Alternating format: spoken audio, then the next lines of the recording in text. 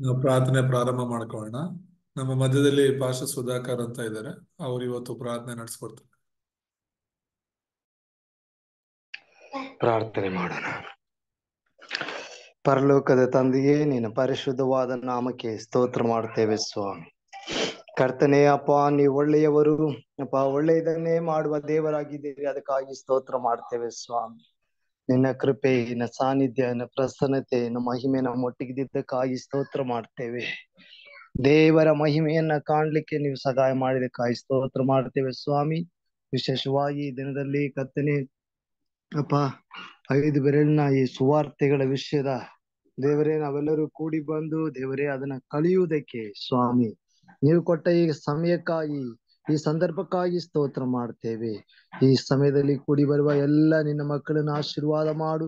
ಇದನ್ನ ಮುನ್ನಡೆಸುವಂತ ದೇವರೇ ಸೇವಕರನ್ನ ನೀನು ಹೆಚ್ಚಾಗಿ ನಮ್ಮ ಮಧ್ಯದಲ್ಲಿ ಉಪಯೋಗ ಮಾಡಿಕೊಂಡು ಅನೇಕ ರಹಸ್ಯಗಳನ್ನ, ಅನೇಕ ಆಲೋಚನೆಗಳನ್ನ ನೀವು ನಮಗೆ ಕೊಡಬೇಕೆಂಬುದಾಗಿ ಪ್ರಾರ್ಥನೆ ಮಾಡ್ತೇವೆ. ಈ ಆರಾಧನೆಯನ್ನು ಆಶೀರ್ವಾದ ಮಾಡಿನ ಕೃಪೆಯಲ್ಲಿ ಯೇಸು ನಾಮದಲ್ಲಿ ತಂದೆಯೇ, ಆಮೆನ್. ಕರಗಳನೆತ್ತಿ ಪೂರ್ಣ ಹೃದಯದಿಂದ ನಿತ್ಯವೂ ಆರಾಧಿಸುವೆ. ಮೊಣಕಾಲೂರಿ ನಿನ್ನ ಶ್ರೇಷ್ಠ ನಾಮವ ಎಂದೆಂದಿಗೂ ಆರಾಧಿಸುವೆ. ಕರಗಳನೆತ್ತಿ ಪೂರ್ಣ ಹೃದಯದಿಂದ ನಿತ್ಯವೂ ಆರಾಧಿಸುವೆ. ಮೊಣಕಾಲೂರಿ ನಿಮ್ಮ ಶ್ರೇಷ್ಠ ನಾಮವ ಎಂದೆಂದಿಗೂ ಆರಾಧಿಸುವೆ. ಆರಾಧಿಸುವೆ ನಿನ್ನ, ಆರಾಧಿಸುವೆ ನಿನ್ನ, ಆರಾಧಿಸುವೆ ನಿನ್ನ ಯೇಸುವೇ. ಸ್ತುತಿಗೆ ಯೋಗ್ಯನು ನೀನೆ, ಮಹಿಮೆಗೆ ಪಾತ್ರನು ನೀನೆ, ನನ್ನಯ ಕರ್ತನೇ ಯೇಸುವೇ. ಕರಗಳನೆತ್ತಿ ಪೂರ್ಣ ಹೃದಯದಿಂದ ನಿತ್ಯವೂ ಆರಾಧಿಸುವೆ. ಮೊಣಕಾಲೂರಿ ನಿಮ್ಮ ಶ್ರೇಷ್ಠ ನಾಮವ ಎಂದೆಂದಿಗೂ ಆರಾಧಿಸುವೆ. ಪಾಪವಿಲ್ಲದ ನೀನು ಪಾಪದಿಂದ ನನ್ನ ಬಿಡಿಸಲು ದಂಡನೆಯ ಹೊತ್ತುಕೊಂಡೆ, ಮಗನಾಗಿ ಮಾಡಿಕೊಂಡೆ. ಪಾಪವಿಲ್ಲದ ನೀನು ಪಾಪದಿಂದ ನನ್ನ ಬಿಡಿಸಲು ದಂಡನೆಯ ಹೊತ್ತುಕೊಂಡೆ, ಮಗನಾಗಿ ಮಾಡಿಕೊಂಡೆ. ನಿನ್ ಪ್ರತಿ ರಕ್ತ ಕಣದಲ್ಲೂ ನನ್ ರೂಪ ಇರಿಸಿರುವೆ, ನಿನ್ ಜೀವದಲ್ಲೇ ನನ್ನ ಒದಗಿಸಿದೆ. ನಿನ್ ಪ್ರತಿ ರಕ್ತ ಕಣದಲ್ಲೂ ನನ್ ರೂಪ ಇರಿಸಿರುವೆ, ನಿನ್ ಜೀವದಲ್ಲೇ ನನ್ನ ಒದಗಿಸಿದೆ. ಆರಾಧಿಸುವೆ ನಿನ್ನ, ಆರಾಧಿಸುವೆ ನಿನ್ನ, ಆರಾಧಿಸುವೆ ನಿನ್ನ ಯೇಸುವೇ. ಸ್ತುತಿಗೆ ಯೋಗ್ಯನು ನೀನೆ, ಮಹಿಮೆಗೆ ಪಾತ್ರನು ನೀನೆ, ನನ್ನಯ ಕರ್ತನೇ ಯೇಸುವೇ. ಕರಗಳನೆತ್ತಿ ಪೂರ್ಣ ಹೃದಯದಿಂದ ನಿತ್ಯವೂ ಆರಾಧಿಸುವೆ. ಮೊಣಕಾಲೂರಿ ನಿಮ್ಮ ಶ್ರೇಷ್ಠ ನಾಮವ ಎಂದೆಂದಿಗೂ ಆರಾಧಿಸುವೆ. ಕಣ್ಣೀರ ಸಮಯದಲ್ಲಿ ಕಣ್ಣೀರ ಒರೆಸಿರುವೆ, ಯಾರು ಇಲ್ಲ ಅನ್ನಿಸುವಾಗ ಕದಲದೆ ಜೊತೆ ಇರುವೆ.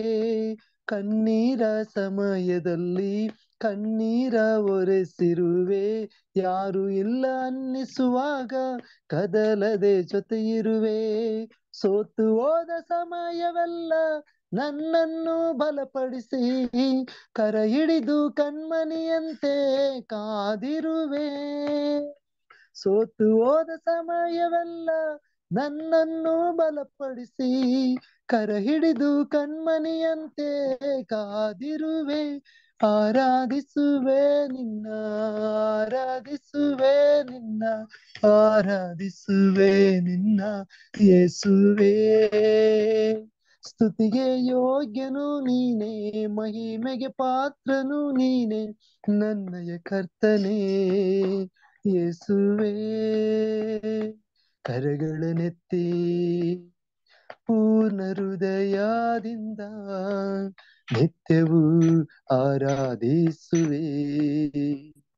ಮೊನಕಾಲೂರಿ ನಿನ್ನ ಶ್ರೇಷ್ಠ ನಾಮವ ಎಂದೆಂದಿಗೂ ಆರಾಧಿಸುವೆ. ಬರಿದಾದ ಈ ಬಾಳನ್ನು ಕೃಪೆಗಳಿಂದ ಶೃಂಗರಿಸಿರುವೆ. ನಕ್ಕವರ ಮುಂದೆಯೇ ಘನವಾಗಿ ಎತ್ತಿರುವೆ. ಬರಿದಾದ ಈ ಬಾಳನ್ನು ಕೃಪೆಗಳಿಂದ ಶೃಂಗರಿಸಿರುವೆ. ನಕ್ಕವರ ಮುಂದೆಯೇ ಘನವಾಗಿ ಎತ್ತಿರುವೆ. ಮಣ್ಣಾದ ನನ್ನನ್ನು ಬಂಗಾರ ಮಾಡಿರುವೆ. ನಿನ್ನಂತೆ ಪ್ರೀತಿಸಲು ಯಾರೂ ಇಲ್ಲ. ಮಣ್ಣಾದ ನನ್ನನ್ನು ಬಂಗಾರ ಮಾಡಿರುವೆ. ನಿನ್ನಂತೆ ಪ್ರೀತಿಸಲು ಯಾರೂ ಇಲ್ಲ.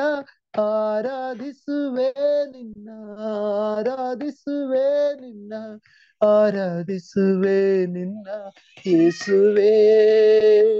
ಸ್ತುತಿಗೆ ಯೋಗ್ಯನು ನೀನೆ, ಮಹಿಮೆಗೆ ಪಾತ್ರನು ನೀನೆ, ನನ್ನಯ ಕರ್ತನೇ ಯೇಸುವೇ. ಕರಗಳನೆತ್ತಿ ಪೂರ್ಣ ಹೃದಯದಿಂದ ನಿತ್ಯವೂ ಆರಾಧಿಸುವೆ. ಮೊನಕಾಲೂರಿ ನಿನ್ನ ಶ್ರೇಷ್ಠ ನಾಮವ ಎಂದೆಂದಿಗೂ ಆರಾಧಿಸುವೆ. ಕರಗಳನೆತ್ತಿ ಪೂರ್ಣ ಹೃದಯದಿಂದ ನಿತ್ಯವೂ ಆರಾಧಿಸುವೆ. ಮೊನಕಾಲೂರಿ ನಿನ್ನ ಶ್ರೇಷ್ಠ ನಾಮವ ಎಂದೆಂದಿಗೂ ಆರಾಧಿಸುವೆ. Praise Lord. Thank you. Thank you pastor. ದೇವರ ನಾಮಕ್ಕೆ ಸ್ತೋತ್ರವಾಗಲಿ. ಇವತ್ತು ನನ್ನ ಮಧ್ಯದಲ್ಲಿರುವಂತಹ ಪ್ರೇಮ ದೇವರ ವಾಕ್ಯವನ್ನ ಹಂಚ್ಕೊಳ್ತಾರೆ. ಅದು 5 ಬೆರಳಿನ ಒಂದು ಸುವಾರ್ತೆನ ಹಂಚ್ಕೊಳ್ತಾರೆ. ಕಾಲೇಜಲ್ಲಿ ಓದ್ತಿದ್ದಾಳೆ. ಈಗೆಲ್ಲ ಎಕ್ಸಾಮ್ಸ್ಗೆ, ಟೆಸ್ಟ್ಗೆ ಅದೆಲ್ಲ ಪ್ರಿಪರೇಷನ್ ಇತ್ತು. ತುಂಬಾ ಬ್ಯುಸಿ ಇದ್ರು ಕೂಡ ಹೇಳಿದ ತಕ್ಷಣ ಆಯ್ತು ಹೇಳ್ತೀನಿ ಅಂತ ಹೇಳಿದ್ದಾರೆ. ಪರವಾಗಿಲ್ಲ. ಹೇಗೆ ಹೇಳಿದ್ರು ಕೂಡ ಅದು ದೇವ್ರ ವಾಕ್ಯ. ಇದೊಂದು ಆ ಯೌವನಸ್ಥರು ದೇವ್ರ ವಾಕ್ಯನ ಹೇಳುವಾಗ ನಿಜವಾಗ್ಲೂ ದೇವರ ಒಂದು ಸಂತೋಷದ ಕಾರ್ಯ ಇದು. ದೇವರು ಸಂತೋಷಿಸುತ್ತಾರೆ. ಹಾಗಾಗಿ ಏನು ಇಷ್ಟು ದಿನ ಆ ಮಗಳು ತಿಳ್ಕೊಂಡಿದ್ದಾರೋ ಅದನ್ನ ಹೇಳ್ತಾರೆ. ನಾವೆಲ್ಲರೂ ಕೂಡ ಪ್ರಾರ್ಥನಾ ಪೂರ್ವಕವಾಗಿ ಕೇಳೋಣ, ಪ್ರಾರ್ಥನೆ ಮಾಡ್ಕೊಳ್ಳೋಣ ಒಂದು ನಿಮಿಷ ಅವ್ರಿಗೆ. ನಮ್ಮನ್ನು ಬಹಳವಾಗಿ ಪ್ರೀತಿಸುವಂತ ನಮ್ಮ ತಂದೆಯಾದ ದೇವರೇ, ನಿಮ್ಮ ಪರಿಶುದ್ಧ ನಾಮಕ್ಕೆ ಸ್ತೋತ್ರವಾಗಲಿ. ಈ ಸಂಜೆ ವೇಳೆಯಲ್ಲಿ ಮತ್ತೆ ಈ ಒಂದು ಕರ್ನಾಟಕ ಲೀಡರ್ಸ್ ಜೂಮ್ ಮೀಟಿಂಗ್ ಅಲ್ಲಿ ಈ ರೀತಿಯಾಗಿ ಬರಲು ಸಹಾಯ ಮಾಡೋದಕ್ಕಾಗಿ ಸ್ತೋತ್ರ. ಕರ್ನಾಟಕದಲ್ಲಿ ಅದರಲ್ಲೂ ಕೂಡ ಈ ಒಂದು ಚಿಕ್ಕ ಗುಂಪನ್ನ ನೀವು ಈ ಸತ್ಯ ಸುವಾರ್ತೆಯಲ್ಲಿ ಬೆಳೆಸ್ತಾ ಇರೋದಕ್ಕಾಗಿ ಸ್ತೋತ್ರ.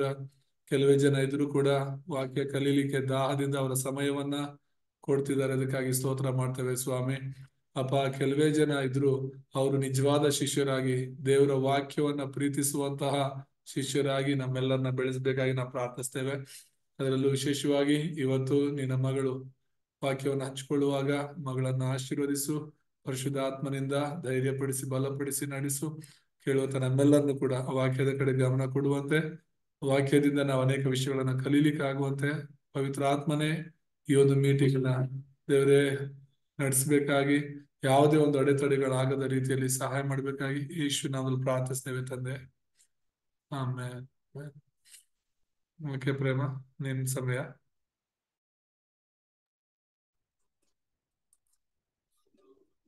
ಈ ಝೂಮ್ ಮೀಟಿಂಗ್ ಅಲ್ಲಿ ಸೇರಿ ಬಂದಿರುವ ಎಲ್ಲರಿಗೂ ದೇವರಿಗೆ ಸ್ತೋತ್ರವಾಗಲಿ. ನಾವು ಕಳೆದ 3-4 ವಾರಗಳಿಂದ 5 ಬೆರಳಿನ ಸುವಾರ್ತೆ, ನಾವು ಒಬ್ಬರಿಗೆ ಸುವಾರ್ತೆ ಹೇಳ್ಬೇಕು, ಯಾವ ರೀತಿ ಹೇಳ್ಬೇಕು ಎಂಬುದಾಗಿ ಪಾಸ್ಟರ್ ಅವರು ನಮ್ಗೆ ತಿಳಿಸ್ಕೊಟ್ಟಿರೋ ಪ್ರಕಾರ ನಾವ್ ಇವಾಗ ಯಾರಿಗಾದ್ರೂ ಒಬ್ರಿಗೆ ಸುವಾರ್ತೆ ಹೇಳ್ಬೇಕಂದ್ರೆ ಕೆಲವು ಕಡೆ ನಾವು ನೋಡಿದೀವಿ, ನಾವು ಕೆಲವು ಸಲ ಗೊತ್ತಿಲ್ಲದೆ ಇದ್ದಾಗ, ಇದು ಇವಾಗ ನಾವು ತಿಳ್ಕೊಂಡಿದ್ದೇವೆ, ಇದಕ್ಕಿಂತ ಮುಂಚೆ ತಿಳಿದೇ ಇದ್ದಾಗ ಯಾರಿಗಾದ್ರೂ ಒಂದು ಸುವಾರ್ತೆ ಹೇಳ್ಬೇಕಂದ್ರೆ ಫ್ರೆಂಡ್ಸ್ಗಾಗ್ಲಿ, ಯಾರಾದ್ರೂ ಹೊಸದಾಗಿ ಬಂದಿರೋರ್ಗಾಗ್ಲಿ, ಎಲ್ಲಾದ್ರೂ ಹೊರಗಡೆ ನೋಡಿದಾಗ ಎಲ್ಲಾರು ದೇವ್ರ ಬಗ್ಗೆ ಏನ್ ಹೇಳ್ತಾರೆ, ನೀವ್ ಚರ್ಚಿಗೆ ಬರ್ರಿ ನಿಮ್ಗೆ ಒಳ್ಳೇದಾಗುತ್ತೆ, ನಿಮ್ಗೆಲ್ಲಾ ಒಳ್ಳೇದಾಗುತ್ತೆ, ದೇವ್ರು ಹಂಗ್ ಕೊಡ್ತಾರೆ ಹಿಂಗ್ ಕೊಡ್ತಾರೆ, ಆಶೀರ್ವಾದ ಮಾಡ್ತಾರೆ, ಎಲ್ಲಾ ನಿಮ್ಗಿರೋ ಕಣ್ಣೀರು ದುಃಖ ನೋವು ಎಲ್ಲಾ ದೇವ್ರು ತೆಗ್ದು ಹಾಕ್ಬಿಡ್ತಾರೆ ಅಂತ ಫಸ್ಟ್ ಸ್ಟಾರ್ಟಿಂಗ್ ಅದ್ ಹೇಳ್ತಾರೆ. ದೇವ್ರು ಹೌದು, ಅವ್ರು ನಿಜ, ದೇವ್ರು ಎಲ್ಲದನ್ನು ನಮ್ಗಿರೋ ಕಷ್ಟ ನೋವು ತೆಗ್ದು ಹಾಕ್ತಾರೆ. ನಾವು ದೇವರಲ್ಲಿ ದೇವರ ವಾಕ್ಯವನ್ನು ನಾವು ಕರೆಕ್ಟ್ ಆಗ ಹಿಡ್ಕೊಂಡು ನಡೆದ್ರೆ ನಮ್ಗೆಲ್ಲದು ದೇವ್ರು ತನ್ನ ಚಿತ್ತದಂತೆ ಯಾವ ಕಾಲದಲ್ಲಿ ನಮ್ಗೆ ನಡೆಸ್ಬೇಕು ಅದ್ರಂತೆ ನಡೆಸ್ತಾನೆ, ಅದು ನಿಜ. ಆದ್ರೆ ನಾವು ಒಬ್ರಿಗೆ ಸುವಾರ್ತೆ ಹೇಳ್ತಿರ್ಬೇಕಾದ್ರೆ ಯಾವ ರೀತಿ ಹೇಳ್ಬೇಕು, ಅದನ್ನ ಯಾವ ಪ್ರೊಸೀಜರ್ ಅಲ್ಲಿ ಹೇಳ್ಬೇಕು, ಏನಾದ್ರೂ ಹೇಳ್ತಿದೀವಿ ಅಂದ್ರೆ, ಯಾವ್ದಾದ್ರು ಒಂದ್ ಕೆಲ್ಸ ಮಾಡ್ತಿದೀವಿ ಅಂದ್ರೆ ಅದನ್ನ ಯಾವ ರೀತಿ ಮಾಡ್ಬೇಕು ಅನ್ನೋ ನಾವು ಒಬ್ರಿಗೆ ಸುವಾರ್ತೆ ಸಾರ್ತಿದೀವಿ ಅಂದ್ರೆ ಅದನ್ನ ಯಾವ ತರ ಹೇಳ್ಬೇಕು.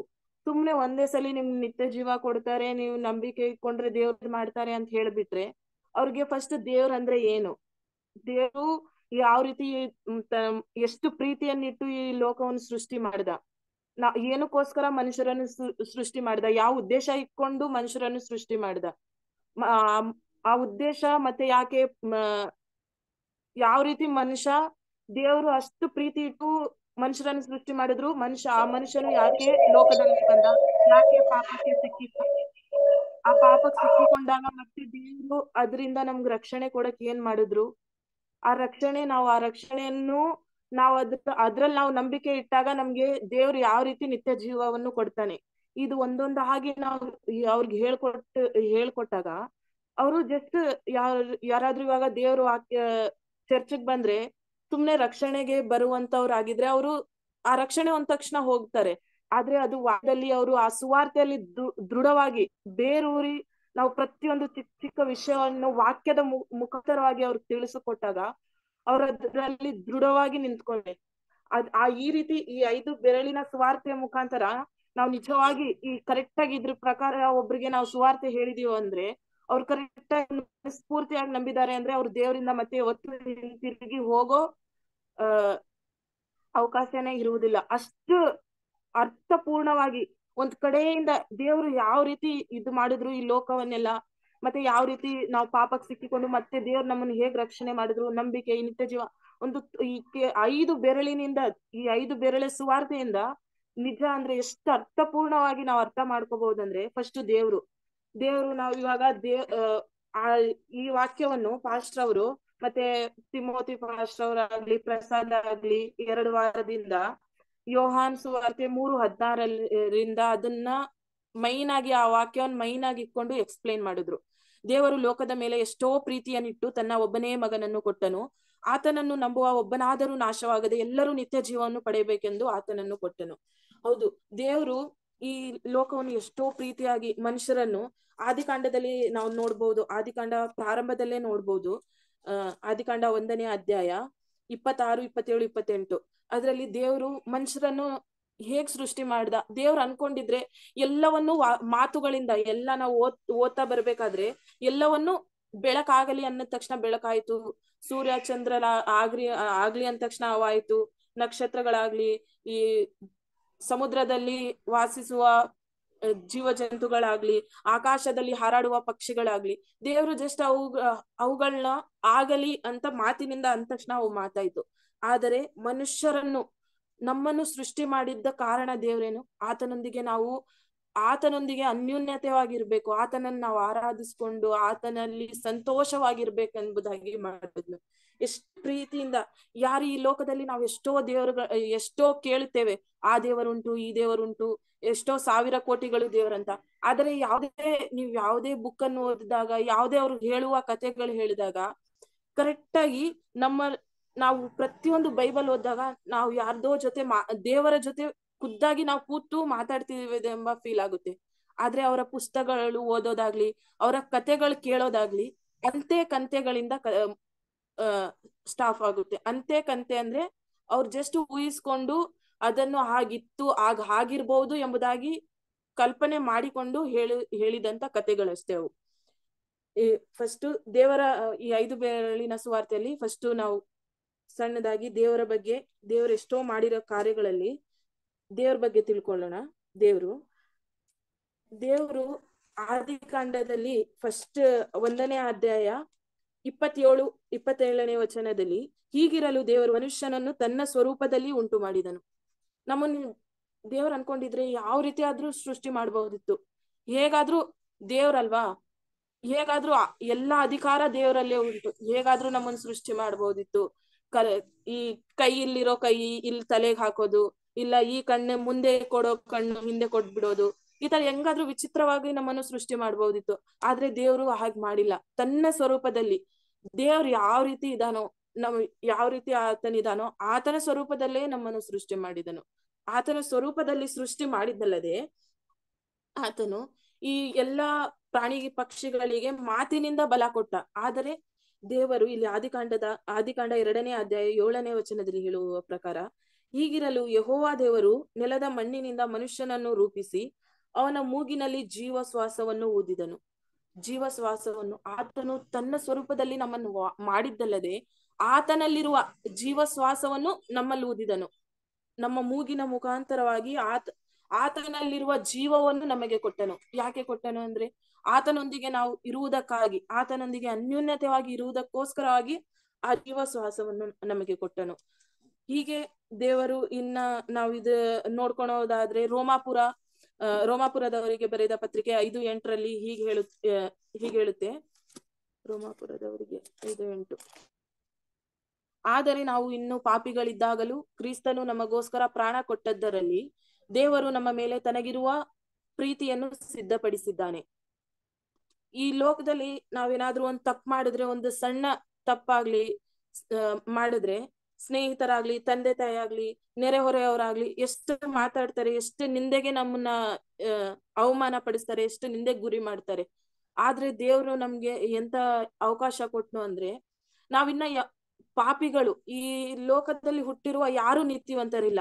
ಎಲ್ಲರೂ ನಾವು ತಾಯಿಯ ಗರ್ಭದಲ್ಲಿ ಪಿಂಡವಾಗಿ ಇರುವಾಗಲೇ ಪಾಪಿಗಳಾಗಿದ್ದಾಗ, ಅಂತ ಸಮಯದಲ್ಲಿಯೇ ದೇವರ ಕಣ್ಣುಗಳು ನಮ್ಮನ್ನು ನೋಡಿದವು. ನಾವು ಪಾಪಿಗಳಿರುವಾಗಲೇ ದೇವರು ನಮ್ಮನ್ನು ರಕ್ಷಣೆ ಮಾಡಿದ್ದಾನೆ.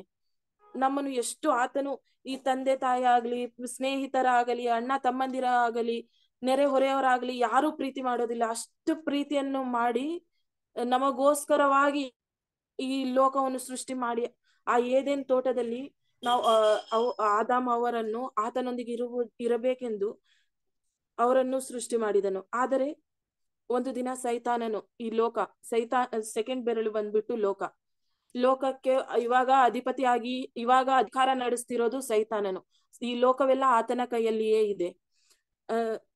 ಸೈತಾನನು ಈ ಲೋಕಕ್ಕೆ ದೇವರು ಅಷ್ಟು ಪ್ರೀತಿಯಿಂದ ಉಂಟು ಮಾಡಿದ್ದನ್ನು ಸೈತಾನು ಒಂದ್ಸಲಿ ಬಂದ್ಬಿಟ್ಟು ಅವಳ ಪ್ರಕಾರ ಅವಳನ್ನು ವಂಚಿಸಿ ಅವಳಿಂದ ಪಾಪವನ್ನು ಲೋಕಕ್ಕೆ ಏದೇನ್ ತೋಟದಲ್ಲಿ ಅವಾಗ ದೇವರು ಈ ತಪ್ಪು, ಶಿಕ್ಷೆ, ಮರಣ ಇವ್ಯಾವೂ ಇರ್ಲಿಲ್ಲ.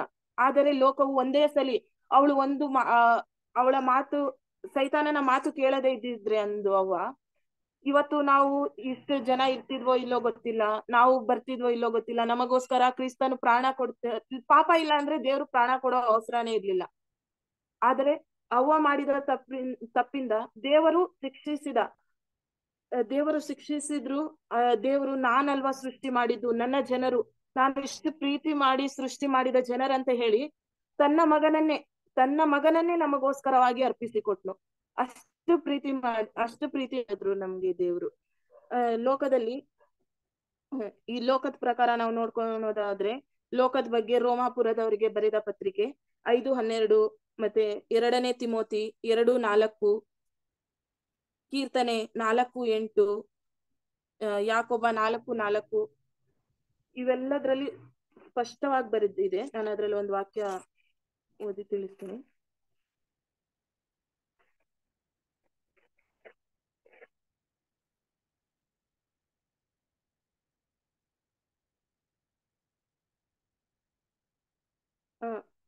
ರೋಮಾಪುರದವರಿಗೆ ಬರೆದ ಪತ್ರಿಕೆ 5:12 ಸ್ಪಷ್ಟವಾಗಿ ಹೇಳಿದೆ. ಈ ವಿಷಯ ಹೇಗೆಂದರೆ, ಒಬ್ಬ ಮನುಷ್ಯನಿಂದಲೇ ಪಾಪದಿಂದ ಮರಣವು ಲೋಕದೊಳಗೆ ಸೇರಿದವು. ಒಬ್ಬ ಮನುಷ್ಯನಿಂದಲೇ ಈ ಲೋಕಕ್ಕೆ ಪಾಪ ಬಂದಿದ್ದು, ಆ ಪಾಪದಿಂದಲೇ ಮರಣವು. ಪಾಪ ಮಾಡದೇ ಇದ್ದಿದ್ರೆ ಮರಣ ಅನ್ನೋದೇ, ಅವಾಗಿನ ದೇವರು ನಮ್ಮನ್ನು ಪ್ರಾರಂಭದಲ್ಲಿ ಸೃಷ್ಟಿ ಮಾಡಿದಾಗ ಅವಾಗ ಮರಣ ಇರ್ಲಿಲ್ಲ, ಯಾವ್ದಿರ್ಲಿಲ್ಲ. ದಿನಾ ದೇವ್ರು ಬಂದು ಅವರೊಂದಿಗೆ ಮಾತನಾಡಿಕೊಂಡು ಹೋಗುತ್ತಿದ್ದನು. ಆದರೆ ಆ ಒಂದು ತಪ್ಪಿನಿಂದ ಈ ಲೋಕದೊಳಗೆ ಮರಣವು ಉಂಟಾಯಿತು. ಎಷ್ಟು ಕ್ಲಿಯರ್ ಆಗಿ ಬರ್ದಿದೆ ಅಂದ್ರೆ, ಪಾಪದಿಂದಲೇ ಮರಣವು ಲೋಕದೊಳಗೆ ಬಂದಿದ್ದವು. ಈ ರೀತಿಯಾಗಿ ನೆಕ್ಸ್ಟ್ ನಾವ್ ಇವಾಗಾದ್ರೂ ಒಂದು ಸುವಾರ್ತೆ ಹೇಳ್ತಿದ್ದೇವೆ ಅಂದ್ರೆ, ಫಸ್ಟ್ ದೇವ್ರ ಬಗ್ಗೆ, ದೇವ್ರು ಯಾವ ರೀತಿ ಸೃಷ್ಟಿ ಮಾಡಿದ್ನು, ಯಾವ ರೀತಿ ಪ್ರೀತಿ ಮಾಡಿದ್ನು ಅಂತ ತಿಳಿಸ್ಬೇಕು. ನೆಕ್ಸ್ಟ್ ನಾವು ದೇವ್ರ ಬಗ್ಗೆ ತಿಳಿಸಿದ್ಮೇಲೆ ಯಾಕೆ ಪಾಪ ಬಂತು, ಪಾಪ ಮರಣ ಇವೆರಡು ಬಗ್ಗೆ ತಿಳಿಸ್ಬೇಕು. ಇವೆರಡು ಬಗ್ಗೆ ಆದ್ಮೇಲೆ ನೆಕ್ಸ್ಟ್ ನಾವು ಪಾಪಕ್ಕೆ ಹಾಕಿಕೊಂಡಾಗ, ಈ ಲೋಕದಲ್ಲಿ ನಾವು ಸಿಕ್ಕಿಕೊಂಡಾಗ, ಆ ಲೋಕದಿಂದ, ಆ ಪಾಪದ ಬಲೆಯಿಂದ, ಆ ಮರಣದ ಬಲೆಯಿಂದ ನಮ್ಮನ್ನು ಬಿಡಿಸುವುದಕ್ಕೋಸ್ಕರ ದೇವರು ತನ್ನ ಮಗನನ್ನು, ಯೇಸು ಕ್ರಿಸ್ತನನ್ನು, ಒಬ್ಬನೇ ಮಗನನ್ನು ಈ ಲೋಕದ ಮೇಲೆ ಎಷ್ಟೋ ಪ್ರೀತಿಯನ್ನು ಇಟ್ಟು, ಮೂರನೇ ಬೆರಳು ಬಂದ್ಬಿಟ್ಟು ಯೇಸು ಕ್ರಿಸ್ತನು ನಾವು ನೋಡುವುದಾದ್ರೆ ಎಷ್ಟು ವಾಕ್ಯದಲ್ಲಿ ನಾವು ಈ ಬೈಬಲ್ ಸಮಯ ಸ್ವಲ್ಪ ಇರೋದ್ರಿಂದ ಕಾರಣ ನಾನು ಸುಮ್ನೆ ವಾಕ್ಯಗಳು ಹೇಳ್ತೇನೆ. ನಿಮ್ಗೆ ಸಾಧ್ಯ ಆದ್ರೆ ಅದನ್ನ ಬರ್ಕೊಂಡು ನಿಮ್ಗೆ ಸಮಯ ಇದ್ದಾಗ ಅದನ್ನ ನೋಡ್ಬೋದು. ಇದು ಯೋಹಾನ 16:33, ಮತ್ತೆ ಯೋಹಾನ 3:16 ಆಗ್ಲಿ, ಯೆಶಾಯ 7:14 ಆಗ್ಲಿ, ದೇವ್ರು ನಮಗೋಸ್ಕರ ನಿಮ್ಗೆ ರಕ್ಷಣೆ ಕೊಡುತ್ತೇನೆ ಎಂಬುದಾಗಿ ದೇವ್ರು ಬರೋದಕ್ಕಿಂತ ಮುಂಚಿತವಾಗಿ ಯೆಶಾಯ ಪ್ರವಾದಿ ಆಗ್ಲಿ, ಯೆರೆಮೀಯನ ಮುಖಾಂತರ ಆಗ್ಲಿ ಮುಂಚಿತವಾಗಿಯೇ ತಿಳಿಸ್ಕೊಟ್ನು. ಅದ್ಯಾಕೆ ಅವ್ರು ಪಾಪ ಮಾಡಿ ಸ್ವಲ್ಪ ಸಮಯದಲ್ಲಿಯೇ, ಇಲ್ಲಿ ಆದಿಕಾಂಡ 3:15 ದೇವ್ರು ಅಲ್ಲಿ ನಿಮಗೆ 3:15 ಹೇಳ್ತಾನೆ, ನಿನಗೂ ಈ ಸ್ತ್ರೀಗೂ, ನಿನ್ನ ಸಂತಾನಕ್ಕೂ ಈ ಸ್ತ್ರೀಯ ಸಂತಾನಕ್ಕೂ ಹಗೆತನವಿರುವ ಹಾಗೆ ಮಾಡುವೆನು. ಈಕೆಯ ಸಂತಾನವು ನಿನ್ನ ತಲೆಯನ್ನು ಜಜ್ಜುವುದು, ನೀನು ಅದರ ಹಿಮ್ಮಡಿಯನ್ನು ಕಚ್ಚುವಿ. ಇದು ನಾವು ಬೈಬಲ್ ಅಲ್ಲಿ ನೋಡುವ ಪ್ರಕಾರ ನೋಡ್ಕೊಳೋದಾದ್ರೆ ಇದೊಂದು ಮೂಲ ವಾಕ್ಯ ಅಂತ ನಾವು ತಿಳ್ಕೊಬಹುದು. ಅವ್ರು ಪಾಪ ಮಾಡಿ ದೇವ್ರು ಅವ್ರಿಗೆ ಶಿಕ್ಷೆ ಕೊಟ್ನು. ಆ ಶಿಕ್ಷೆ ದೇವ್ರು ಎಷ್ಟು ಪ್ರೀತಿ ಮಾಡ್ತಾನಂದ್ರೆ, ನಾವೇನಾದ್ರೂ ಪಾಪ ಮಾಡಿದೀವಿ, ತಿಳಿದೇ ಏನಾದ್ರೂ ತಪ್ಪು ಮಾಡಿದೀವಿ ಅಂದ್ರೆ ದೇವ್ರು ಶಿಕ್ಷೆ ಕೊಡ್ತಾನೆ. ಆ ಶಿಕ್ಷೆ ಕೊಟ್ಟ ತಕ್ಷಣವೇ ಮತ್ತೆ ನಮ್ಗೆ ಅದ್ರಷ್ಟೇ ಸಂತೋಷದ ಸುವಾರ್ತೆ ಆಗ್ಲಿ, ಸಂತೋಷದ ಏನೋ ಒಂದು, ಎಷ್ಟು ಶಿಕ್ಷೆ ಕೊಡ್ತಾನೋ ಅದ್ರ ಅಷ್ಟೇ ನಮ್ಮನ್ನ ದೇವ್ರ ಪ್ರೀತಿ ಮಾಡ್ತಾನೆ. ಇಲ್ಲಿ ಫಸ್ಟ್ ಇದಕ್ಕಿಂತ ಮುಂಚೆ ನೋಡ್ಕೊಳೋದಾಗ್ಲಿ, ಅವ್ರ ಪಾಪ ಮಾಡಿದ ತಕ್ಷಣ ಅವಳು ಆ ಹಣ್ಣನ್ನು ತಿಂದ ತಕ್ಷಣ ದೇವ್ರು ಅವರನ್ನು ಕರೆದು ಈ ರೀತಿ ಶಿಕ್ಷೆ ಮಾಡಿದ್ನು. ಆ ಶಿಕ್ಷೆ ಆದ ತಕ್ಷಣ ದೇವ್ರು ನೆಕ್ಸ್ಟ್ ಮತ್ತೆ ವಾಗ್ದಾನ ಕೊಡ್ತಿದ್ದಾನೆ, ಮುಂದೆ ಒಂದ್ ಸಂತಾನ ಬರುತ್ತೆ, ಆ ಸ್ತ್ರೀ ಮುಖಾಂತರ ಒಬ್ಬನು ಜನಿಸ್ತಾನೆ, ಅವರಿಂದನೇ ರಕ್ಷಣೆ ಬರುವುದು ಎಂಬುದಾಗಿ ಅಲ್ಲೇ ಶಿಕ್ಷೆ ಆದ ತಕ್ಷಣನೇ ಮತ್ತೆ ಆತನ ಪ್ರೀತಿ ನಮ್ಗೆ ತೋರಿಸ್ತಿದ್ದಾನೆ. ನಾವಿವಾಗ ಯೇಸು ಕ್ರಿಸ್ತನಲ್ಲಿ ನಾವು ಚರ್ಚ್ಗೆ ಹೋಗ್ತಿದ್ದೇವೆ, ಯೇಸು ಕ್ರಿಸ್ತನಲ್ಲಿ ನಾವು ನಂಬ್ಕೊಂಡಿದ್ದೇವೆ ಅಂದ್ಮೇಲೆ ಜಸ್ಟ್ ನಾವು ದೇವರಲ್ಲಿ ಹೋಗ್ತಿದೀವಿ ಏನೋ ಬರ್ತಿದೀವಿ ಅನ್ನೋದು ಇರ್ಬಾರ್ದು. ನಾವು ದೇವರಲ್ಲಿ ಹೋಗ್ತಿದೀವಿ ಅಂದ್ಮೇಲೆ ನಾವು ನಿತ್ಯ ಜೀವ ಪಡಿಬೇಕು ಅಂದ್ಮೇಲೆ ಮೈನ್ ನಂಬಿಕೆ ಇರ್ಬೇಕು. ನಾವು ದೇವರಲ್ಲಿ ಬರ್ತಿದ್ದೇವೆ ಅಂದ್ರೆ ಇಬ್ರಿಯರಿಗೆ 11:6 ಒಂದು ತುಂಬಾ ನಂಗೆ ಇಷ್ಟ ಆದ ಮಾತಿದೆ. ಅದೇನಂದ್ರೆ, ನಾವು ದೇವರಲ್ಲಿ ಬರ್ತಿದ್ದೇವೆ ಅಂದ್ರೆ ಸುಮ್ನೆ ಬರೋದಲ್ಲ. ನಂಬಿಕೆ ಅಂದ್ರೆ ನಮ್ಗೆ ಎಂತ ನಂಬಿಕೆ ಇರ್ಬೇಕಂದ್ರೆ, ಆದರೆ ನಂಬಿಕೆ ಅಲ್ಲದೆ ದೇವರನ್ನು ಮೆಚ್ಚಿಸುವುದು ಅಸಾಧ್ಯ. ನಂಬಿಕೆ ಇಲ್ಲ ಅಂದ್ರೆ ನಾವು ನಂಬಿಕೆ ಮೀನ್ಸ್ ದೇವರನ್ನು ಮೆಚ್ಚಿಸಲಿಕ್ಕೆ ಆಗೋದೇ ಇಲ್ಲ. ದೇವರ ಬಳಿಗೆ ಬರುವವನು ದೇವರು ಇದ್ದಾನೆ ಮತ್ತು ಆತನನ್ನು ಹುಡುಕುವವರಿಗೆ ಪ್ರತಿಫಲವನ್ನು ಕೊಡುತ್ತಾನೆ ಎಂದು ನಂಬುವುದು ಅವಶ್ಯ.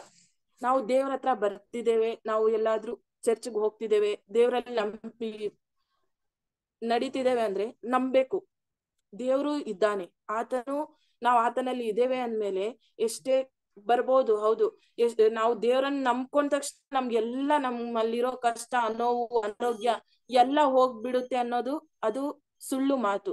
ನಾವು ದೇವರಲ್ಲಿ ಬಂದ ತಕ್ಷಣ ಈ ಲೋಕದ ಜನರು ಅವಾಗ್ಲೇ ಸಾತಾನ ಅವನ ಅಧೀನದಲ್ಲಿದ್ದಾರೆ, ಅವ್ರಿಗೇನು ಮಾಡಲ್ಲ. ನಾವು ದೇವ್ರ ಕಡೆ ಯಾವತ್ತು ಆಲೋಚನೆ ಮಾಡ್ತೀವೋ, ಯಾವಾಗ ಪ್ರೇಯರ್ ಮಾಡ್ತೀವೋ, ನಾವ್ ಯಾವಾಗ ದೇವ್ರ ಕಡೆ ಬರ್ಬೇಕಂತ ಆಲೋಚನೆ ಮಾಡ್ತೀವೋ ಅವಾಗೆ ನಮ್ಗೆ ಇನ್ನೂ ಹೆಚ್ಚು ಶೋಧನೆಗಳು, ಹೆಚ್ಚು ಕಷ್ಟ, ನೋವಾಗ್ಲಿ, ಕಣ್ಣೀರಾಗ್ಲಿ ಹೆಚ್ಚು ಅವಾಗ್ಲೇ ಸಂಭವಿಸೋದು.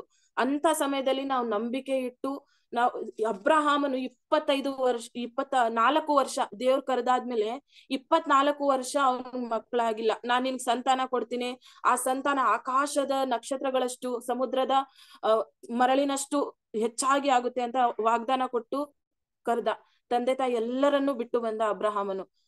ಅಲ್ಲಿಂದ ಬಂದ್ಮೇಲೆ ಅಬ್ರಹಾಮನಿಗೆ 24 ವರ್ಷ ದೇವ್ರು ಹೇಳಿರೋ ಮಾತು ಅವನ ಜೀವನದಲ್ಲಿ ನೆರವೇರೋದಕ್ಕೋಸ್ಕರ 24 ವರ್ಷ ಟೈಮ್ ತಗೊಳುತ್ತೆ. ಆ 24 ವರ್ಷದಲ್ಲೂ ಅಬ್ರಹಾಮನು ಯಾವತ್ತೂ ಆತನ ನಂಬಿಕೆಯನ್ನು ಬಿಟ್ಕೊಡ್ಲಿಲ್ಲ. ನನಗ್ ದೇವ್ರು ಕರ್ದಿದ್ದಾನೆ ಅಂದ್ಮೇಲೆ ದೇವ್ರು ಸಂತಾನ ಕೊಟ್ಟೇ ಕೊಡ್ತಾನೆ. ಇವತ್ತೆಲ್ಲ ಒಂದಿನ ದೇವ್ರು ನನ್ಗೆ ಆಶೀರ್ವಾದ ಮಾಡ್ತಾನೆ ಎಂಬುದಾಗಿ ಆ ನಂಬಿಕೆ ಇಟ್ನು. ಆ ನಂಬಿಕೆ ಅವನಿಟ್ಟಂತ ನಂಬಿಕೆ ಆತನ ಪಾಲಿಗೆ ನೀತಿ ಎಂದು ಎಣಿಸಲ್ಪಟ್ಟಿತು. ನೆಕ್ಸ್ಟ್ ನಾವು ಇವಾಗ ನಂಬಿಕೆ ಆದ್ಮೇಲೆ ನಾವು ದೇವರಲ್ಲಿ ನಂಬಿಕೆ ಇಟ್ಟಿದ್ದೇವೆ, ಇಷ್ಟೆಲ್ಲ ಇದಾದ್ಮೇಲೆ ನಮ್ಗೆ ನೆಕ್ಸ್ಟ್ ಏನು ಅಂತ ಹೇಳಿದ್ರೆ ನಿತ್ಯ ಜೀವ. ನಾವು ದೇವರಲ್ಲಿ ನಂಬಿಕೆ ಇಟ್ಟಿದ್ದೇವೆ. ಈ ಲೋಕದಲ್ಲಿ ಇರೋ ಪ್ರಕಾರ ಆಸ್ತಿಗಳು, ದೊಡ್ಡ ದೊಡ್ಡ ಮನೆಗಳು ಇರೋದಾಗ್ಲಿ, ಇವೇನೋ ಸಿಗದೆ ಇರ್ಬೋದು, ಇಲ್ಲಿ ಸಂತೋಷ ಸಿಗದೆ ಇರ್ಬೋದು. ಆದರೆ ನಾವು ನಂಬಿಕೆ ಇಟ್ಟು ಅದು ಎಷ್ಟೇ ಏನೇ ಆದರೂ ದೇವರಲ್ಲಿ ನಂಬಿಕೆ ಇಟ್ಟು ಮುನ್ನಡೆದ್ರೆ ನಾವು ಇಲ್ಲಿ ಮರಣ ಹೊಂದಿದ ನಂತರ, ಇದು ಮರಣ ಅಲ್ಲ. ನಾವು ದೇವರ ಪ್ರಕಾರ ನೋಡುವುದಾದರೆ ಈ ಲೋಕದ ಪ್ರಕಾರದಲ್ಲಿ ನಾವು ನಿದ್ರಿಸುತ್ತಿದ್ದೇವೆ ಅಷ್ಟೇ. ಆದರೆ ನಾವು ಇಲ್ಲಿ ಕಣ್ಣಿ ಮುಚ್ಚಿದಾಗ ದೇವರೊಂದಿಗೆ, ಆತನೊಂದಿಗೆ ಹೊಸ ಜೀವವನ್ನು, ನಿತ್ಯ ಜೀವವನ್ನು, 1000 ವರ್ಷಗಳ ಕಾಲ ಆತನೊಂದಿಗೆ ಕಳೆಯುವ ನಿತ್ಯ ಜೀವವನ್ನು ನಾವು ಹೊಂದುವವರಾಗಿದ್ದೇವೆ. ಈ ನಿತ್ಯ ಜೀವದ ಬಗ್ಗೆ ನಾವು ವಾಕ್ಯದ ಪ್ರಕಾರ ನೋಡ್ಕೊಳೋದಾದ್ರೆ ಯೋಹಾನ 3:36, ರೋಮ 6:22, 23 ಈ ವಚನಗಳಲ್ಲಿ ಒಂದು ವಚನ ಓದಿ ನಾನು ತಿಳಿಸ್ತೇನೆ. ಯೋಹಾನ 3:36.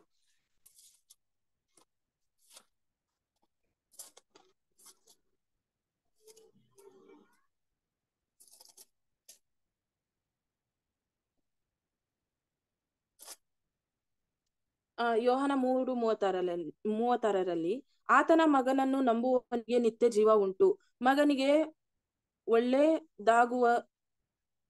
ಒಳಗಾಗುವವನು ನಿತ್ಯ ಜೀವವನ್ನು ಒಳಗಾಗದವನು ನಿತ್ಯ ಜೀವವನ್ನು ಕಾಣುವುದೇ ಇಲ್ಲ. ದೇವಕೋಪವು ಆತನ ಮೇಲೆ ನೆಲೆಗೊಂಡಿರುವುದು. ಅಂದ್ರೆ ನಾವಿವಾಗ ದೇವ್ರ ಮುಖಾಂತರವಾಗಿ, ದೇವರು ಲೋಕವನ್ನು ಸೃಷ್ಟಿ ಮಾಡ್ದ, ಆ ಲೋಕದೊಳಗೆ ಸೈತಾನನ ಪ್ರಕಾರ ಪಾಪ ಬಂತು. ಆ ಪಾಪದಿಂದ ಬಿಡುಗಡೆ ಮಾಡಲು ನಮಗೋಸ್ಕರ ದೇವರು ತನ್ನ ಮಗನನ್ನು ಕೊಟ್ಟನು. ನಾವು ಆ ಮಗನ ಮೇಲೆ ನಂಬಿಕೆ ಇಟ್ಟಾಗ ನಿತ್ಯ ಜೀವವನ್ನು ಪಡಿತೇವೆ. ಆ ನಿತ್ಯ ಜೀವ ನಾವು ಯಾವಾಗ ನಾವು ಆತನ ಮಗನನ್ನು ನಂಬುತ್ತೇವೋ ಎಷ್ಟು ಅರ್ಥಪೂರ್ಣವಾಗಿ ಒಂದಕ್ಕೊಂದು ಎಷ್ಟು ಕನೆಕ್ಟ್ ಆಗಿದೆ ಅಂದ್ರೆ, ದೇವ್ರು ಲೋಕವನ್ನು ಸೃಷ್ಟಿ ಮಾಡ್ದ, ಲೋಕವು ಪಾಪಕ್ಕೆ ಒಳಗಾಗಿ ಮರಣ ಬಂತು. ಆ ಮರಣದಿಂದ ತಪ್ಪಿಸಲು ಕ್ರಿಸ್ತನು ನಮಗೋಸ್ಕರ ಬಂದನು. ಕ್ರಿಸ್ತನನ್ನು ನಾವು ಯಾವಾಗ ನಂಬುತ್ತೇವೋ ಅವಾಗ ನಿತ್ಯ ಜೀವ. ಒಂದಕ್ಕೊಂದು ಎಷ್ಟು ರಿಲೇಟೆಡ್ ಆಗಿ, ಎಷ್ಟು ಮೀನಿಂಗ್ಫುಲ್ ಆಗಿದೆ ಅಂದ್ರೆ ಈ ವಾಕ್ಯಗಳು. ನಿಜ ಅಂದ್ರೆ ನಾವ್ ಯಾರಿಗಾದ್ರೂ ಸುವಾರ್ತೆ ಹೇಳಿದಾಗ, ಈ ಪ್ರಕಾರ ನಾವು ಸುವಾರ್ತೆ ಹೇಳಿದ್ರೆ ನಿಜ ಅಂದ್ರೆ ಅವ್ರಿಗೆ ಎಷ್ಟು ಅರ್ಥ ಆಗುತ್ತೆ ಅಂದ್ರೆ, ಅವ್ರು ಮತ್ತೆ ದೇವರಿಂದ ದೂರ ಹೋಗಕ್ಕೆ ಅವ್ರಿಗೆ ಮನ್ಸು ಆಗೋದೇ ಇಲ್ಲ. ಅವ್ರಿಗೆ ನಾವು ಈ ರೀತಿಯಾಗಿ ಬೆರಳಿನ ಸುವಾರ್ತೆ ಮೂಲಕವಾಗಿ ಸುವಾರ್ತೆ ತಿಳಿಸ್ಕೊಟ್ರೆ ಅವ್ರ ದೇವರಿಂದ ನಿಜ ಅಂದ್ರೆ ಮತ್ತೆ ಹಿಂದೆ ತಿರುಗಿ ಹೋಗಲು ಅವ್ರಿಗೆ ಒಂಥರ ಭಯ ಆಗೋಗುತ್ತೆ. ನಾವು ಇಷ್ಟು ನಮಗೋಸ್ಕರ ಪ್ರಾಣ ಕೊಟ್ಟ ದೇವರನ್ನೇ ಬಿಟ್ಟು ಹೋಗ್ತಿದ್ದೇವಲ್ಲ ಅಂತ. ಈ ಸುವಾರ್ತೆ ತುಂಬಾ ನಮ್ಮ ಹೃದಯಕ್ಕೆ ತಾಕುವಂತದ್ದಾಗಿದೆ. ನಾವು ಆತನ ಕ್ರಿಸ್ತನನ್ನು ನಂಬುವುದರಿಂದ ನಿತ್ಯ ಜೀವ. ಈ ರೀತಿ ಈ 5 ಬೆರಳಿನ ಸುವಾರ್ತೆ ತಿಳಿಸಿಕೊಡಲು ನಂಗೆ ದೇವರು ಪಾಸ್ಟರ್ ಅವ್ರ ಮೂಲಕ ಅವಕಾಶ ಕೊಟ್ಟಿದ್ದಕ್ಕಾಗಿ ದೇವರಿಗೆ ಮಹಿಮೆ ಸಲ್ಲಿಸ್ತೇನೆ. ನಾನೇನಾದ್ರೂ ತಪ್ಪು ಹೇಳಿದ್ರೆ ದಯವಿಟ್ಟು ಕ್ಷಮಿಸಿ. Thank you. Thank you. ದೇವ್ರ ನಾಮಕ್ಕೆ ಸ್ತೋತ್ರವಾಗಲಿ. ಯಾಕೆ ತಪ್ಪೇನಿಲ್ಲ, ಚೆನ್ನಾಗಿ ಹೇಳಿದೆ. ಸೊ ಇಲ್ಲಿ ನಾವು ಹೇಳುವಾಗ ಮೈನ್ ಆಗಿ ಏನ್ರ ಮೇಲೆ ಫೋಕಸ್ ಮಾಡ್ಬೇಕು ಅಂದ್ರೆ, ಈಗ ದೇವ್ರು ಎಲ್ಲ ಹೇಳ್ದೆ ನೀನು. ನಾವ್ ಹೇಳ್ತಿರೋ ದೇವ್ರು ಯಾರು ಅಂದ್ರೆ ಸೃಷ್ಟಿಕರ್ತ. ಸೊ ಪ್ರೆಸ್ ಮಾಡ್ಬೇಕು ಆ ಒಂದು ಮೈನ್ ವಿಷಯಗಳನ್ನ, ಮೈನ್ ಪದಗಳನ್ನ ಪ್ರೆಸ್ ಮಾಡಿ ಹೇಳ್ಬೇಕು, ಅಂದ್ರೆ ಜಾಸ್ತಿ ಒತ್ತಿ ಹೇಳ್ಬೇಕು ಅಂತ. ನಾವೇನೋ ನಮ್ ಕೈಲ ಮಾಡ್ಕೊಂಡಿರೋ ದೇವ್ರುಗಳನ್ನೆಲ್ಲ ಸೃಷ್ಟಿ ಮಾಡ್ತಿರೋದು. ನಮ್ಮನ್ನ ಸೃಷ್ಟಿ ಮಾಡಿರೋ ದೇವ್ರು ಬೈಬಲ್ ಅಲ್ಲಿ ಮೊದಲನೇ ಪುಸ್ತಕದಲ್ಲಿ ಮೊದಲನೇ ಅಧ್ಯಾಯ ಮೊದಲನೇ ವಚನ ಹೇಳುತ್ತೆ, ದೇವ್ರು ಎಲ್ಲವನ್ನ ಸೃಷ್ಟಿ ಮಾಡಿದ್ರು ಅಂತ. ಬೇರೆ ಎಲ್ಲೂ ಇಲ್ಲ ಅದು. ಆ ರೀತಿ ಬೇರೆ ಎಲ್ಲೂ ಹುಡುಕ್ಬೇಕಾಗುತ್ತೆ ಯಾರು ಸೃಷ್ಟಿ ಮಾಡಿದಾರೆ ಲೋಕವನ್ನ ಅಂತ ಹೇಳಿ. ಆದ್ರೆ ಬೈಬಲ್ ಅಲ್ಲಿ ಮೊದಲನೇ ವಚನದಲ್ಲೇ ಅದು ಉತ್ತರ ಇದೆ. ಹಾಗಾಗಿ ಸೃಷ್ಟಿ ಬಗ್ಗೆ ಮತ್ತೆ ದೇವರ ಸ್ವರೂಪ, ಆಶೀರ್ವಾದ, ಜೀವಶ್ವಾಸ ಇವು ನಿಜವಾಗ್ಲೂ ಪ್ರಪಂಚದಲ್ಲಿ ಬೇರೆ ಯಾವ ಪುಸ್ತಕದಲ್ಲೂ ಧರ್ಮದಲ್ಲೂ ಸಿಗದಿರುವಂತ ಉತ್ತರಗಳು. ಹಾಗಾಗಿ ಈ ದೇವ್ರ ಬಗ್ಗೆ ನಾವು ಒತ್ತಿ ಹೇಳ್ಬೇಕು. ಎರಡನೇ, ಲೋಕ ಅಂದ ತಕ್ಷಣ ಏನು? ಹೌದು, ಪಾಪ ಮಾಡಿ ದೇವರಿಂದ ದೂರ ಆಗಿದ್ದಾರೆ. ಈ ಮೂರು ವಿಷಯಗಳು ಸೈತಾನನ ಕೈಲಿದ್ದಾರೆ. ಇಡೀ ಪ್ರಪಂಚ ದೊಡ್ಡ ದೊಡ್ಡ ನಾಯಕರು, ಧರ್ಮಗುರುಗಳು ಯಾರನ್ನ ತಗೊಂಡ್ರು ಕೂಡ ಯೇಸುವನ್ನ ನಂಬದೇ ಇರುವ ಪ್ರತಿಯೊಬ್ಬರು ಕೂಡ ಸೈತಾನ್ ಮಕ್ಕಳಾಗಿದ್ದಾರೆ. ಅವರೆಲ್ಲರೂ ಪಾಪಿಗಳಾಗಿದ್ದಾರೆ, ಅವರೆಲ್ಲರೂ ನರಕಕ್ಕೆ ಹೋಗೋರಾಗಿದ್ದಾರೆ. ಇದು ಈ ಲೋಕದ ಸ್ಥಿತಿ ಈಗ. ಸೊ ಇದು ಈ ಲೋಕದ ಸ್ಥಿತಿ. ಅದ್ರ ಮೂಲಕ ಈ 6 ಸಮಸ್ಯೆಗಳೇನಿದೆ, ಈ 6 ಸಮಸ್ಯೆಗಳಲ್ಲಿ ಜನ ಒದ್ದಾಡ್ತಾ ಇದ್ದಾರೆ. ಅವ್ರಿಗೆ ಗೊತ್ತಿಲ್ಲ ಯಾಕೆ ಇವೆಲ್ಲ ಬರ್ತಾ ಇದೆ ಅಂತ ಹೇಳಿ. ದೇವ್ರ ಮಕ್ಕಳಾಗಿರೋ ನಮಗ್ ಗೊತ್ತಾಗ್ಬೇಕು. ನಾವು ಇದನ್ನ ಹೇಳಿಲ್ಲ ಅಂತ ಹೇಳಿದ್ರೆ ಮತ್ತೆ ಯಾವ್ದ್ರಿಂದ ಬರ್ತಿದೆ ಈ ಸಮಸ್ಯೆಗಳು ಅಂತ ಹೇಳಿ ಲೋಕಕ್ಕೆ ಹೇಗ್ ಗೊತ್ತಾಗುತ್ತೆ? ಸೊ ಇದರಿಂದ ಬಿಡಿಸೋದಕ್ಕೇನೆ ಸೈತಾನ, ಪಾಪ, ನರಕ ಮುಖ್ಯವಾಗಿ. ಈಗ ನಮ್ಗೆ ಅನಾರೋಗ್ಯ ಇದೆಯಾ, ಡಾಕ್ಟರ್ಗಳಿದ್ದಾರೆ, ಈ ಯೋಗನೋ ಇನ್ನೊಂದು ಏನೋ ಒಂದು ಮಾಡ್ಕೊಂಡು ಜನ ಆರೋಗ್ಯವಾಗಿ ಇರೋದನ್ನ ಕಲಿತಾ ಇದ್ದಾರೆ. ಮಾನಸಿಕ ಸಮಸ್ಯೆಗಳಿಂದ ಹೊರಗಡೆ ಬರ್ತಾ ಇದ್ದಾರೆ, ಅನಾರೋಗ್ಯದಿಂದ ಹೊರಗಡೆ ಬರ್ತಾ ಇದ್ದಾರೆ. ಅವ್ರಿಗೆ ಏನೆಲ್ಲ ಸಮಸ್ಯೆಗಳಿದೆ ಲೋಕದಲ್ಲಿ, ಕಷ್ಟಗಳಿದೆಯೋ ಅವುಗಳಿಂದ ಹೊರಗಡೆ ಬರ್ತಾ ಇದ್ದಾರೆ. ಕಷ್ಟ, ಸಮಸ್ಯೆ, ಬಡತನ, ಒತ್ತಡ ಎಲ್ಲವುಗಳಿಂದ ಹೊರಗಡೆ ಬರ್ಲಿಕ್ಕೆ ಒಂದಲ್ಲ ಇನ್ನೊಂದು ಆಲ್ಟರ್ನೇಟಿವ್ ಇದೆ. ಆದ್ರೆ ಸೈತಾನ ಜಯಿಸಕ್ಕೆ ಬೇರೆ ಇಲ್ಲ ಯಾರು ಕೂಡ. ಪಾಪವನ್ನ ಕ್ಷಮಿಸಕ್ ಬೇರೆ ಯಾರು ಇಲ್ಲ. ನರಕದಿಂದ ಬಿಡ್ಸಕ್ ಬೇರೆ ಯಾರು ಇಲ್ಲ. Only Christ.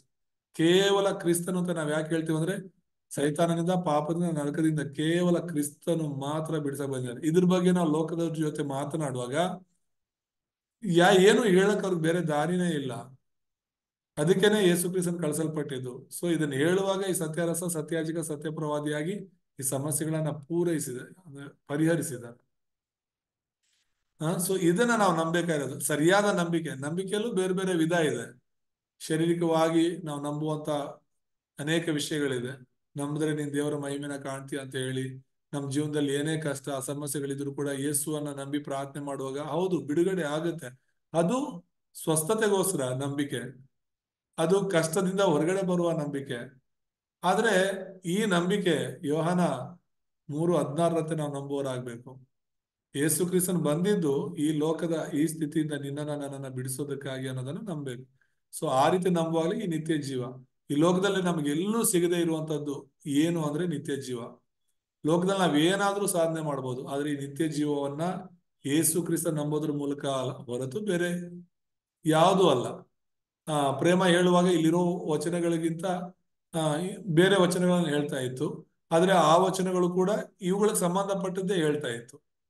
ಸೊ ಈ ವಚನಗಳ ಬಗ್ಗೆ ಹೇಳ್ಬೇಕು ಅಂದ್ರೆ, ಈಗ ನಂಬಿಕೆ ಬಗ್ಗೆ ಹೇಳ್ಬೇಕಂದ್ರೆ 100 ವಚನಗಳಿದೆ. ನಿತ್ಯ ಜೀವದ ಬಗ್ಗೆ 100 ವಚನಗಳಿದೆ. ಅತಿ ಪ್ರಾಮುಖ್ಯವಾದದನ್ನ ಇಲ್ಲಿ ನಾವು ಹಾಕಿದೀವಿ. ಇಲ್ಲಿ ನಿತ್ಯ ಜೀವ ಅಂದ್ರೆ ಸ್ಥಿತಿ ಬದಲಾಗುತ್ತೆ. ಮೊದಲು ಏನ ಸ್ಥಿತಿ ಅಂದ್ರೆ, ಸೈತಾನನ ಆಲಯವಾಗಿರುವ ನಾವು ದೇವರ ಆಲಯವಾಗ್ತೀವಿ. ದೇವರ ಆತ್ಮನ್ ನಮ್ಮಲ್ಲಿದ್ದು ನಮ್ಮನ್ನ ನಡೆಸ್ತಾನೆ. ಕಾರಣ ನಮ್ಮಲ್ಲಿ ನಿತ್ಯ ಜೀವ ಇದೆ, ನಾವು ದೇವರ ಮಕ್ಕಳು. ಅದಕ್ಕೋಸ್ಕರ ಅಧಿಕಾರ ಕೊಡಲ್ಪಡುತ್ತೆ. ನಿತ್ಯ ಜೀವ ಹೊಂದಿರೋರ್ಗೆ ಅಧಿಕಾರ. ಏನ ಅಧಿಕಾರ? ಸೈತಾನ ಮೇಲೆ ಅಧಿಕಾರ ಇರುತ್ತೆ. ದೇವ ದೂತರು ನಮ್ಗೆ ಸಹಾಯ ಮಾಡ್ತಾರೆ. ಮತ್ತೆ ನಮ್ಮ ಹೆಸರುಗಳು ಪರಲೋಕದಲ್ಲಿ ಬರೆಯಲ್ಪಡುತ್ತೆ. ನಾವು ಪರಲೋಕದ ಸಂಸ್ಥಾನದವರಾಗ್ತೀವಿ. ಮತ್ತೆ ಈ ಲೋಕದಲ್ಲಿ ನಾವಿರೋದು ನಿತ್ಯ ಜೀವ ಹೊಂದಿರೋರೆ ಲೋಕದ ಕಟ್ಟ ಕಡೆವರೆಗೂ ಸಾಕ್ಷಿಗಳಾಗಿರ್ಬೇಕು ಅನ್ನೋದು ದೇವರ ಚಿತ್ತವಾಗಿದೆ. ಸೊ ಇದು ಈ ಸಾರಾಂಶ. ಅತಿ ಕಡಿಮೆ ಸಮಯದಲ್ಲಿ ಪ್ರೇಮ ಚೆನ್ನಾಗಿ ಇದನ್ನ ಅರ್ಥ ಮಾಡ್ಕೊಂಡಿದ್ದಾಳೆ. ದೇವ್ರ ನಾಮಕ್ ಸ್ತೋತ್ರ. ಮಗಳನ್ನ ದೇವ್ರ ಆಶೀರ್ವಾದ ಮಾಡ್ಲಿ. ಯೋಹಾನ 3:16 ಬೇಸ್ ಮಾಡ್ಕೊಂಡು ಇಡೀ ಬೈಬಲ್ ಅನ್ನ ನಾವು ಅರ್ಥ ಮಾಡ್ಕೊಳ್ಬಹುದು, ಆದಿಕಾಂಡದಿಂದ ಪ್ರಕಟಣೆ ತನಕ. ಹಾಗಾಗಿ ದೇವ್ರ ತಾನೇ ನಮ್ಮೆಲ್ಲರನ್ನ ಈ ವಚನಗಳನ್ನ ಚೆನ್ನಾಗಿ ಇನ್ನೂ ಅರ್ಥ ಮಾಡ್ಕೊಳ್ಲಿಕ್ಕೆ ಆಗುವಂತೆ ಸತ್ಯವನ್ನ ನಾವು ಚೆನ್ನಾಗಿ ಅರ್ಥ ಮಾಡ್ಕೊಂಡು ಸತ್ಯವನ್ನೇ ನಾವು ಬೋಧಿಸುವವರಾಗಿ ನಿಲ್ಲೋಣ. ದೇವ್ರ ನಮ್ಮನ್ನ ಆಶೀರ್ವಾದ ಮಾಡ್ಲಿ. ಪ್ರೀತಿಸುವ ಪರಲೋಕದ ತಂದೆಯಾದ ದೇವರೇ, ನಿನ್ನ ಅತಿ ಪರಿಶುದ್ಧವಾದ ನಾಮಕ್ಕೆ ನಾವು ಸ್ತೋತ್ರ ಸಲ್ಲಿಸ್ತೇವೆ. ಕರ್ತನೆ, ನಾವು ಮರೆತರೂ ನೀನು ಮರೆಯದ ದೇವರಾಗಿರುವುದಕ್ಕಾಗಿ ನಿನಗೆ ಕೃತಜ್ಞತೆ ಸಲ್ಲಿಸ್ತೇವೆ. 2023ನೇ ವರ್ಷ ಅದ್ಭುತವಾಗಿ ಕಳೆದು 2024ರ ಮೊದಲನೇ ತಿಂಗಳ ನಿನ್ನ ಪ್ರಸನ್ನತೆಯಲ್ಲಿ ನಾವು ಕಳೆದವರಾಗಿದ್ದೇವೆ. 2ನೇ ತಿಂಗಳಲ್ಲಿ ನಿನ್ನ ಮಹಾಕೃಪೆಯಿಂದ ನಾವು ಸಾಗುತ್ತಾ ಇದ್ದೇವೆ. ಈ ವರ್ಷವೆಲ್ಲ ನೀವೇ ತಾನೇ ನಮ್ಮೊಂದಿಗಿದ್ದು ನಡೆಸು. ಈ ರೀತಿಯಾಗಿ ಸತ್ಯ ಸುವಾರ್ತೆಯ ಮುಖಾಂತರವಾಗಿ ಕರ್ತನೆ ಒಳ್ಳೆಯ ಒಂದು ಸಂದೇಶ ಕೇಳಲಿಕ್ಕೆ ನೀನು ಕೃಪೆ ಮಾಡುತ್ತಿರುವುದಕ್ಕಾಗಿ ಸ್ತೋತ್ರ. ದೇವರೇ, ಸಿದ್ಧರಾಗಿರ್ತಕ್ಕಂಥ ಎಲ್ಲ ನಿನ್ನ ಮಕ್ಕಳನ್ನು ನೀನು ಆಶೀರ್ವದಿಸು, ಬಲಪಡಿಸು. ದೇವರೇ, ಅವರಿಗೆ ಜ್ಞಾನ ವಿವೇಕವನ್ನು ತಿಳಿಯಪಡಿಸು ಎಂಬುದಾಗಿ ನಾನು ಪ್ರಾರ್ಥಿಸ್ತೇನೆ ಕರ್ತನೆ. ಹೌದು ಸ್ವಾಮಿ, ಒಂದೊಂದು ಮಕ್ಕಳನ್ನು ನೀನು ಆಶೀರ್ವದಿಸು. ಅವರಿಗೆ ಜ್ಞಾನ, ಬುದ್ಧಿ, ವಿದ್ಯೆ ಎಲ್ಲವೂ ನೀನು ಒದಗಿಸಿಕೊಡು. ಒಬ್ಬರಾದ ಮೇಲೆ ಒಬ್ಬರು ಈ ರೀತಿಯಾಗಿ ದೇವರೇ ಕಲೀಲಿಕ್ಕೆ ಅವಕಾಶ ಮಾಡಿಕೊಟ್ಟಿರ್ತಕ್ಕಂಥ ನಿನ್ನ ದಾಸರಾದ ದೇವರೇ ಸೈಮನ್ ಪಾಸ್ಟರ್ ಅವರಿಗೂ ನಾನು ಆಶೀರ್ವದಿಸ್ತಿದ್ದೇನೆ ಮತ್ತು ಸೇರಿ ಬಂದಂತ ಎಲ್ಲರನ್ನು ದೇವರ ನಿನ್ನ ಕರಗಳಲ್ಲಿ ಒಪ್ಪಿಸ್ತಿದ್ದೇನೆ ಸ್ವಾಮಿ.